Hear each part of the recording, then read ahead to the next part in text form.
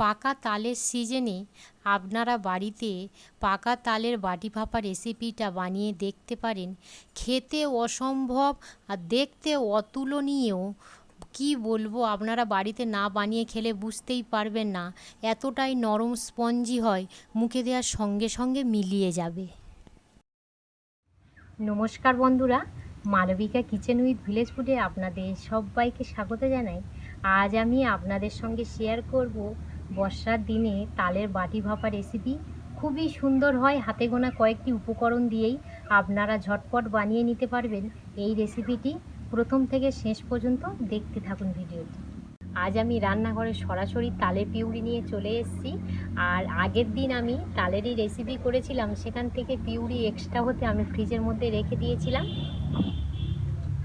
এই রকমই বাটি, কোন বাটি তালের পিউরি দিয়ে দেব। আর একটা কথা আপনাদের সঙ্গে শেয়ার করছি, আমার সঙ্গে যে দিদিটা আর কি থাকে, ওই দিদিটার শরীরটা খুবই খারাপ। উনি এখন বাড়িতে রেস্ট নিচ্ছে। আমি বলেছি একদম পুরোপুরি তুমি সুস্থ হয়ে গেলে তারপর আমার সঙ্গে আবার তুমি থাকবে।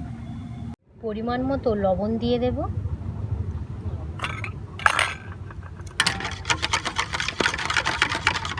সেই সঙ্গে এই রকমই মেজারমেন্ট বাটির এক বাটি সুজি নিয়েছি, দিয়ে দেব। আপনারা সুজির বদলে ময়দা দিতে পারেন, আটা দিতে পারেন, কোনো অসুবিধা হবে না। প্রথমত আমি এক বাটি সুজি দিয়েছিলাম, পরে আমি আরও এক বাটি অ্যাড করে দেব।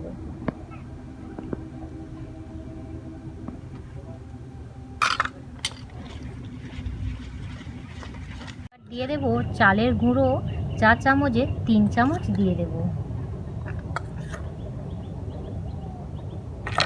সেই সঙ্গে বেকিং সোডা 1 চামচের 4 ভাগের 1 ভাগ দিয়ে দিলাম। এখানে আমি গরম জল নিয়েছি, এইভাবে আঙুল দিয়ে ভালোভাবে যাতে আঙুলটা সয়ে সেই রকমই গরম করে নিয়েছি, অল্প করে দিয়ে দেব। সব কিছু ভালো করে এইভাবে মিশিয়ে নেওয়া হবে। আমি যে কুসমুসে গরম জল দিলাম, আপনারা কিন্তু গরম জলের বদলে লিকুইড দুধ বা গুঁড়ো দুধ ব্যবহার করতে পারেন। ব্যাটারের ঘনত্বটা আমি দেখাবো, এই রকমই হবে ব্যাটারের ঘনত্বটা।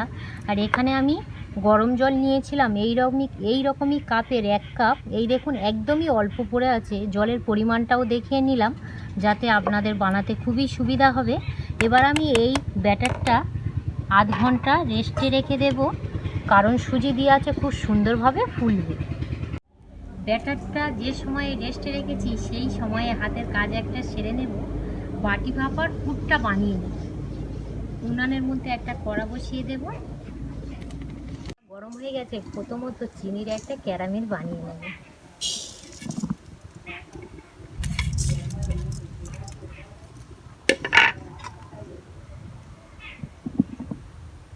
চিনির ক্যারামেল আপনারা যখন বানাবেন, চিনিটা কড়ার মধ্যে দিয়ে সঙ্গে সঙ্গে নাড়ানাড়ি করবেন না, চারিদিক থেকে একটা কালার আসবে, তারপরেই আপনারা নাড়ানাড়ি করবেন। আর এখানে আমি একটা মাঝারি সাইজের নারকেল নিয়ে ভালো করে কুড়ে নিয়েছি। এই দেখুন বন্ধুরা, চারিদিক থেকে একটা কালার আসছে দেখুন। এইবারে আমি খুন্তি দিয়ে একটু নাড়িয়ে দেব। বেড়ে গেছিলাম নারকেল কড়া দিয়ে দেব।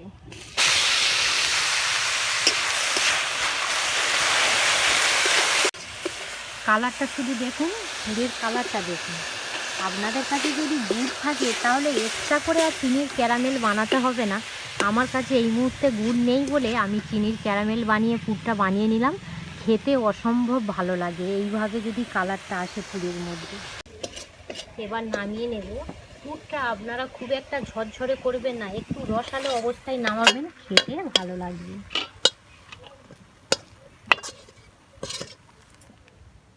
চাপাটা খুলে নেব। আর ব্যাটারটা দেখুন কত সুন্দর, সুজি সব ফুলে উঠেছে দেখুন। আরও 1 থেকে 2 মিনিট এইভাবে ভালো করে ফেটে নেব। সবার শেষে আরও একটা জিনিস দিয়ে দেব। এখানে আমি বেকিং পাউডার নিয়েছি, 1 চামচের হাফ চামচ দিয়ে দেব। আপনারা বেকিং পাউডার বা ইনো ব্যবহার করতে পারেন।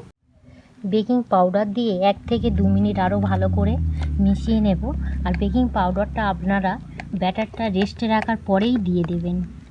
আরও একবার আমি ব্যাটারের ঘনত্বটা দেখিয়ে দেব।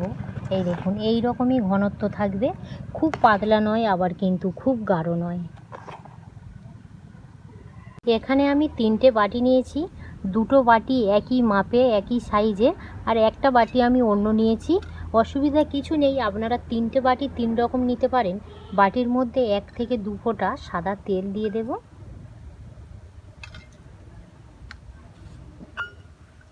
এইভাবে একটু ভালো করে সমস্ত জায়গায় মিশিয়ে নেব। এখানে একটা ডাবু নিয়েছি, প্রথমত আমি 1 ডাবু করে 3টে বাটিতে দিয়ে দেব।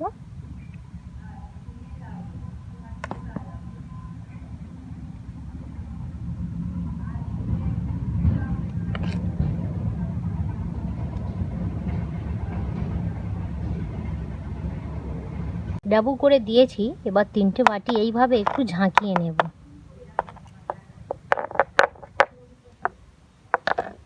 ভালো করে ঝাঁকিয়ে নিয়েছি। যে পুরটা বানিয়ে রেখেছিলাম, পুরটা এবারে ঠিক মাঝে এইভাবে দিয়ে দেব।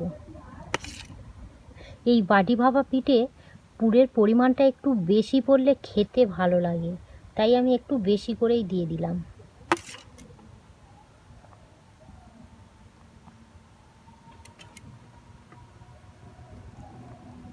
এইভাবে 3টে বাটির মধ্যে দিয়ে দেব।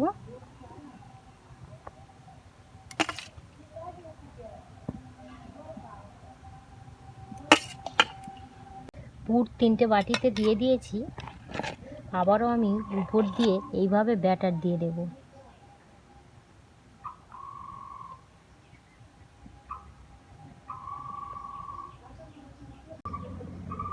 এমনভাবেই দেব পুরটা যাতে না দেখা যাতে না যায়।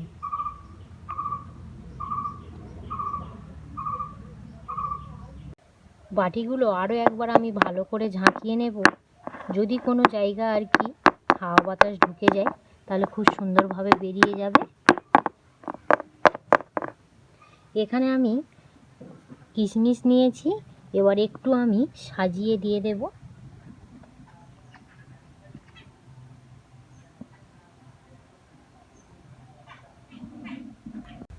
এইভাবে একটু ডেকোরেশনটা করে নেব।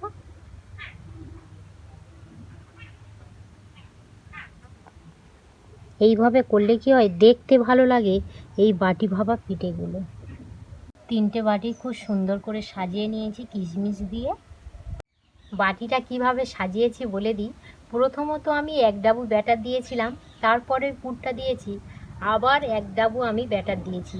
মানে বাটির পুরটা যখনই দেবেন তার উপরের যতটা আর কি ব্যাটার দেবেন, ঠিক নিচে সেই পরিমাণে ব্যাটারটা দেবেন। উনানের মধ্যে আরও একটি কড়া বসিয়ে দিয়েছি, কড়ার মধ্যে অল্প করে জল দিয়ে দেব। জলের মধ্যে এই রকমই একটা স্ট্যান্ড বসিয়ে দিয়ে, আর এখানে আমি ছিদ্র করা একটা থালা নিয়েছি, এই থালার মধ্যে 3টে বাটি বসিয়ে দেব।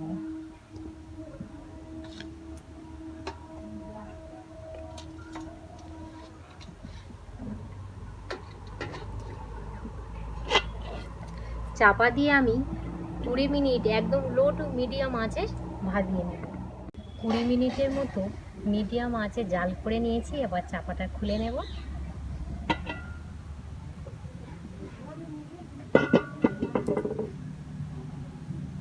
এখানে আমি একটা কাঠি নিয়েছি, দেখে নেব এই ভাপা পিঠেটা হয়ে গেছে কি।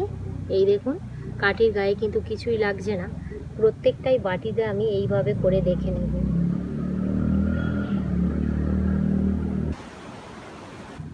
কাঠির গায়ে একদম কিছুই লাগছে না, তার মানে ভাপা পিঠে হয়ে গেছে। এবার আমি নামিয়ে 10 থেকে 15 মিনিট ঠান্ডা করে নিলে কি হয়, এই বাটি ভাপাগুলো না বাটি থেকে খুব সুন্দরভাবে ছেড়ে যায়। আর গরম অবস্থায় করতে গেলে অনেক সময় ভেঙে যেতে পারে, তাই আমি সম্পূর্ণ 15 মিনিট ঠান্ডা করে নেব।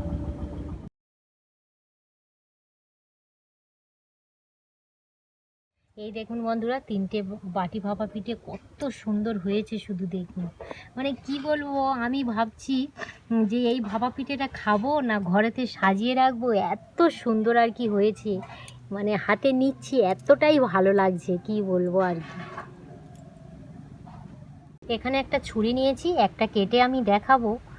কি বলবো বন্ধুরা, এই যে আমি বাটি ভাপা পিঠেটা কাটছি, এত ভালো লাগছে কি বলবো।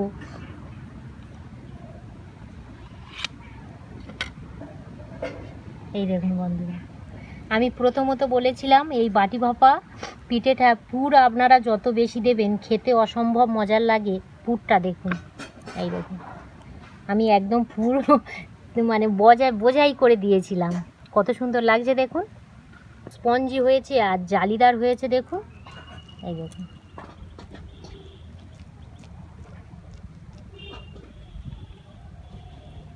আর আমি একদমই লোভ সামলাতে পারছি না, এবারে খেয়ে নেবো।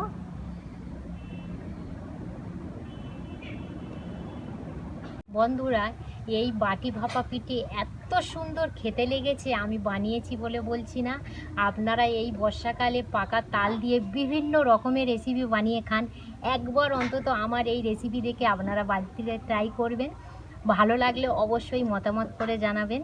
আপনারা সবাই সুস্থ থাকবেন, ভালো থাকবেন। এতক্ষণ আমাদের সঙ্গে সময় কাটানোর জন্য আপনাদেরকে অসংখ্য অসংখ্য ধন্যবাদ জানাই।